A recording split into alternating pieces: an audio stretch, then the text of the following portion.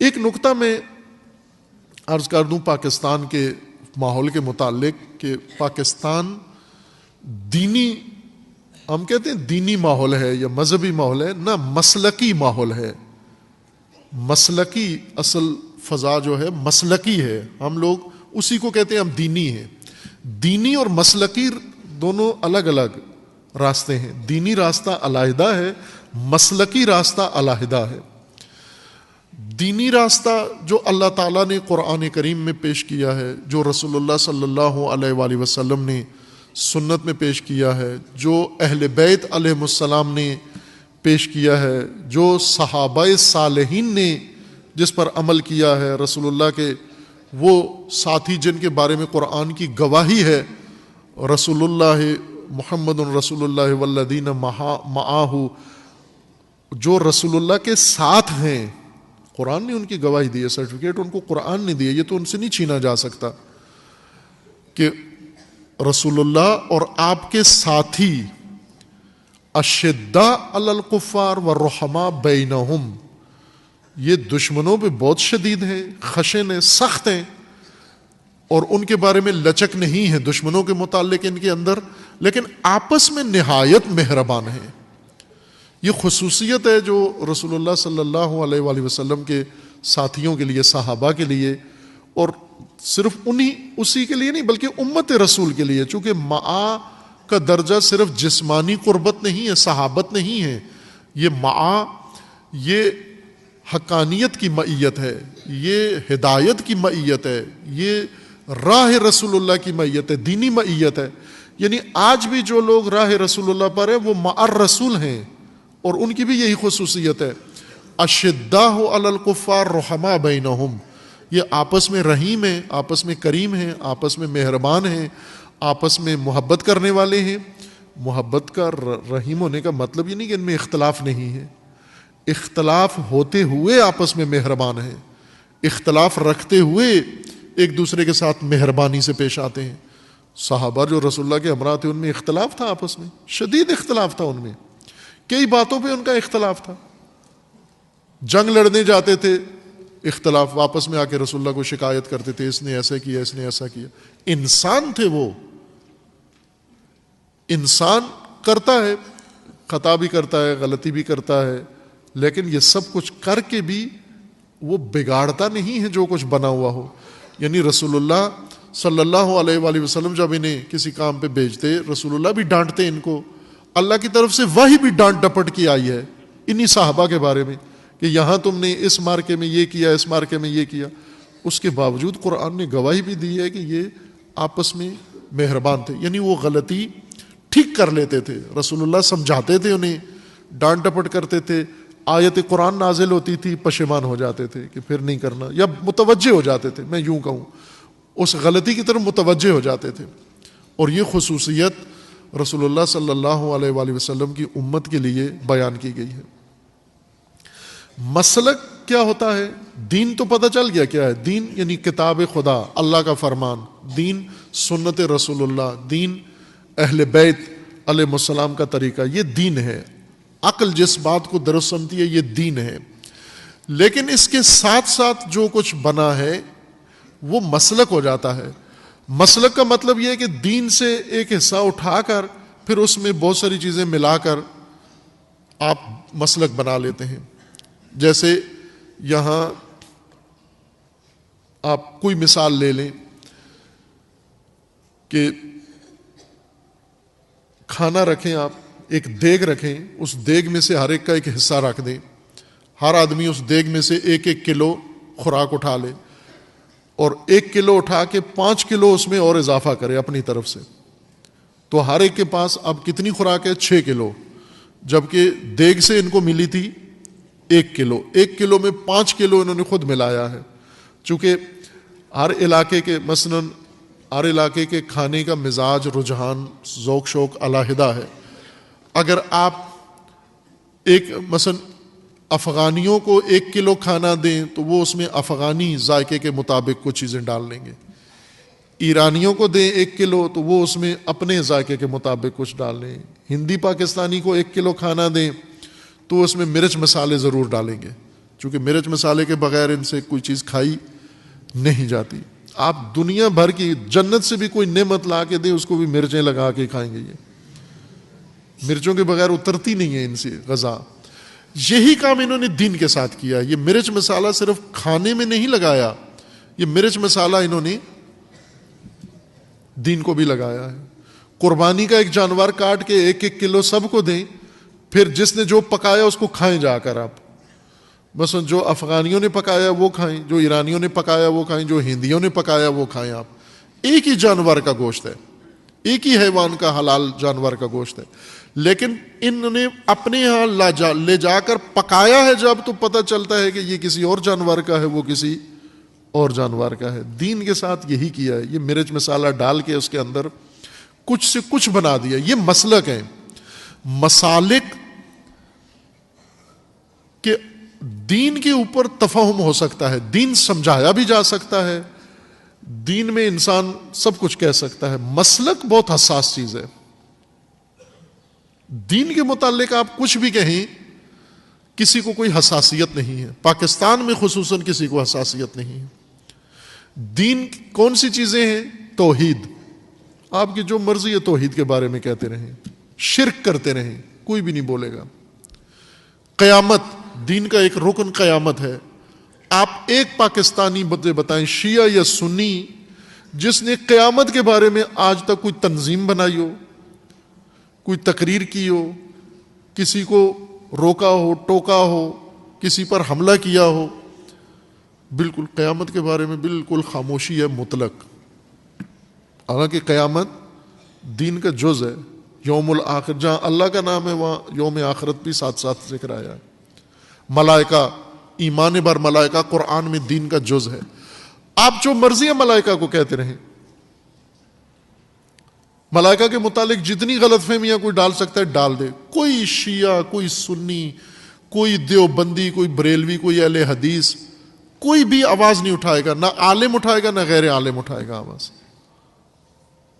انبیاء کے متعلق غلط فہمیاں, آپ حضرت ابراہیم کے بارے میں, حضرت موسیٰ کے بارے میں, دیگر انبیاء, وہ قرآن نے کہا ہے نا کہ یہ نبیین پر ایمان اسلام ہے, یہ رکن دین ہے. یہ قرآن کے بارے میں غلط فہمیاں, اس پر کوئی حساسیت نہیں ہے.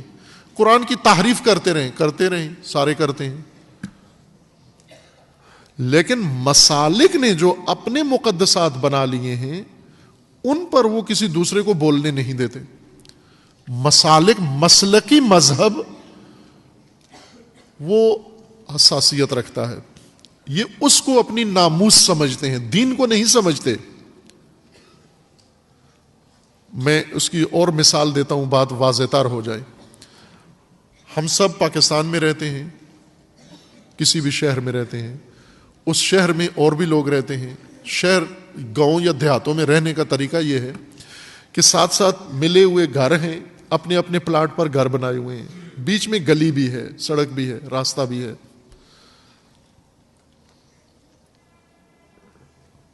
یہ جو ان کے گھر ہیں جن میں یہ رہتے ہیں, آپ گزرتے ہوئے ان کے گھر کو ایسے انگلی لگا کے گزریں دیوار کو. خوش قسمت ہوئے تو بچ کے گزر جائیں گے, ورنہ قسمت نے ساتھ نہ دیا تو وہیں جنازہ پڑا ہوگا کہ ہماری دیوار کو ہاتھ کیوں لگایا تو نے. لیکن آپ ان کے گھر کے سامنے موجود گلی کو کئی لے کے ساری گلی تباہ کر دیں, آپ کوئی بولے گا؟ دیکھا ہے کبھی بولا وہ گلی خراب کرتے ہوئے کسی کو روکا ہے کسی نے, کسی پاکستانی نے؟ نالی کھود رہے ہیں پانی کے لیے, بجلی کے لیے, ویسے کچرا اٹھا کے گلی میں پھینک رہے ہیں, گندگی گلی میں پھینک رہے ہیں, روڑا مٹی گلی میں پھینک رہے ہیں, گلی میں آ کے آگے تجاوزات کر کے دکان کا سامان اٹھا کے گلی میں رکھ دیا. کبھی بولے کوئی بندہ؟ کیوں نہیں بولا؟ کہ یہ دین ہے, اور دین ہماری اساسیت نہیں ہے. دکان ہماری ہے, گھر ہمارا ہے, یہ گلی ہماری نہیں ہے. یہی بات ہے مسالک کی. مسالک ان کے گھر ہیں, مسالک ان کی دکانیں ہیں, مسالک ان کے پلازے ہیں, مسالک ان کے ادارے ہیں, مسالک ان کے مدارس ہیں. ان کو یہ نہیں چھیڑنے دیتے. دین کو جو مرضی ہے کہتے رہو. آپ توجہ کریں, پاکستان میں مسلکی فرقہ وارانہ فضا اتنی شدید و غلیظ ہے کہ بے دینوں کے بارے میں کوئی مسلک کوئی بات نہیں کرتا. آپ سوشل میڈیا پہ جھگڑا دیکھیں, نمازی اور بے نمازی کا نہیں ہے کہ ایک طرف نمازی ہیں ایک طرف بے نماز. نہ, بے نمازیوں کو کچھ بھی نہیں کہتے. نہ شیعہ بے نمازیوں کو کوئی چھیڑتا ہے, نہ سنی بے نمازیوں کو چھیڑتا, اور اکثریت بے نماز ہیں, ان کو کچھ بھی نہیں کہنا. بے حجابوں کو نہیں چھیڑتے. اعتراض کس پہ کریں گے؟ جو نماز پڑھتا ہے ہاتھ باندھ کے, یا جو نماز پڑھتا ہے ہاتھ کھول کے. نمازی نمازی کے ساتھ لڑ رہا ہے. اگر دینی ہوتے, یہ دینی ان کے ناموس دین ہوتی, تو یہ سارے شیعہ سنی دیندار بے دینوں کے خلاف ہوتے. آج پاکستان کے اخباروں میں, پاکستان کے چینلز میں دین کے خلاف, دین کی تعلیمات کے خلاف بہت کچھ اگلا جا رہا ہے. کوئی مذہبی, کوئی عالم دین, کوئی شخص نہیں بولتا ان کے خلاف. کیوں؟ اس لیے کہ وہ دین ہے. اور یہ کیا ہے؟ یہ مسلک سے تعلق رکھتے ہیں. دین پر ان کی کوئی حساسیت نہیں ہے.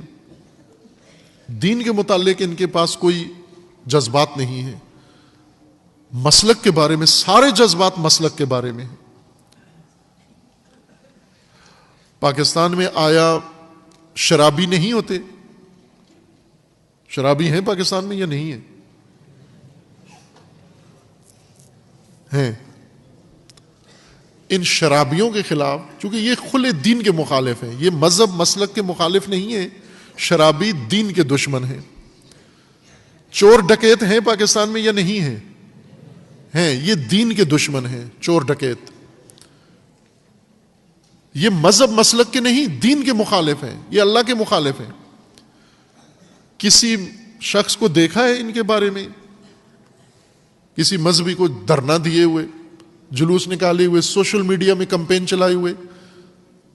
نہیں کرتے, نام ہی نہیں لیتے. انہیں پتہ بھی ہے کہ دین کے حدود پائمال ہو رہی ہیں, دین کے پرخچے اڑائے جا رہے ہیں, دین کا انکار کیا جا رہا ہے, دین کو مسخ کیا جا رہا ہے, لیکن اس کی ساری ہمدردی مسلک کے بارے میں ہے. آپ کسی ریلوے اسٹیشن پر, بس اڈے پر, یا کسی پبلک جگہ پر آپ جائیں, ایک بڑی تعداد, 1000 آدمی ہے, اذان ہو رہی ہے, نماز نہیں پڑھ رہا. وہیں پر اگر بھول کے کوئی شیعہ نماز پڑھنے چلا گیا سجدگاہ رکھ کے, تو یہ اندر جو نماز پڑھ رہے ہیں ان کا اعتراض کس پر ہے؟ ان 1000 پر نہیں ہے جو نہ سجدگاہ کے ساتھ نہ بغیر سجدگاہ کے, جو اصلا نماز ہی نہیں پڑھ رہا. ایک کو بھی کسی نے نہیں پوچھا. سب گھور گھور کے اس کو دیکھیں گے جو سجدگاہ رکھ کے نماز پڑھ رہا ہے, یہ غلط کام کر رہا ہے. وہ 1000 جو نماز ہی نہیں پڑھ رہے وہ نہیں غلط کام کر رہے. اعتراض اس ایک پر کریں گے. کیوں؟ کہ یہ مسلک کے خلاف ہے. وہ بے نمازی دین کے خلاف ہے. اس دین کے مخالف کو نہیں چھیڑتے, مسلک کے مخالف کو. آپ کے مسلک سے ہٹ کر اگر کسی نے کچھ کیا اس کے دشمن ہو جاتے ہیں. یہ فضا ہے. اس نفسیات کو سمجھنا چاہیے کہ مسلک دین کی جگہ بیٹھ چکا ہے. مسلک کے اوپر تعصب زیادہ ہے. مسلک ناموس بن چکا ہے. مسلک ہی سب کچھ ہے. اب مسلکی جو حساسیتیں ہیں وہ مختلف ہو گئی ہیں. مثلا اگر شیعہ اہل بیت کو محور مرکز سمجھتے ہیں تو باقی کسی چیز کو اہمیت نہیں دیتے. سنی دیوبندی صحابہ کو اہمیت دیں گے, باقی کسی چیز کو اہمیت نہیں دیں گے. بریلوی کے نزدیک رسول اللہ کی اہمیت ہے, باقی ساری چیزوں کی کوئی اہمیت نہیں ہے. اہل حدیث کے نزدیک توحید کی اہمیت ہے, باقی کسی چیز کی کوئی اہمیت نہیں ہے. یا یہ غالیوں نے جب بدتمیزی شروع کی پاکستان کے اندر, تو ایک مدرسے کے علماء کے پاس گئے لوگ کہ بھائی یہ جو کچھ ہو رہا ہے تو اس فضا کو آپ کیا کہتے ہیں؟ تو انہوں نے کہا کہ ہماری طرف سے غالیوں کو یہ پیغام دے دو کہ توحید کو کچھ نہ کہیں, باقی سب کو رگڑ دیں. باقی ان کا نہیں ہے, باقی دین کا حصہ نہیں ہے. صرف اللہ کو کچھ نہیں کہنا, توحید کو کچھ نہیں کہنا. یہ اہل حدیث کی طرح تھے کہ اللہ کے فقط حامی ہے, باقی سب کو رگڑ دو. وہ کیوں رگڑ دو بھائی؟ باقی بھی تو اسی اللہ کا نظام ہے سارا. اللہ کو چھوڑ کے اللہ کے نظام کو رگڑ دو. یہ کیسی تلقین ہے، یہ کیسا دین آپ بتا رہے ہیں؟ اس مسلکی فرقہ واریت میں جو بہت ہی شدید ہے، بہت ہی غلیظ قسم کی فرقہ واریت ہے جو مسلکوں کی تعصب کی بنیاد پر ہو،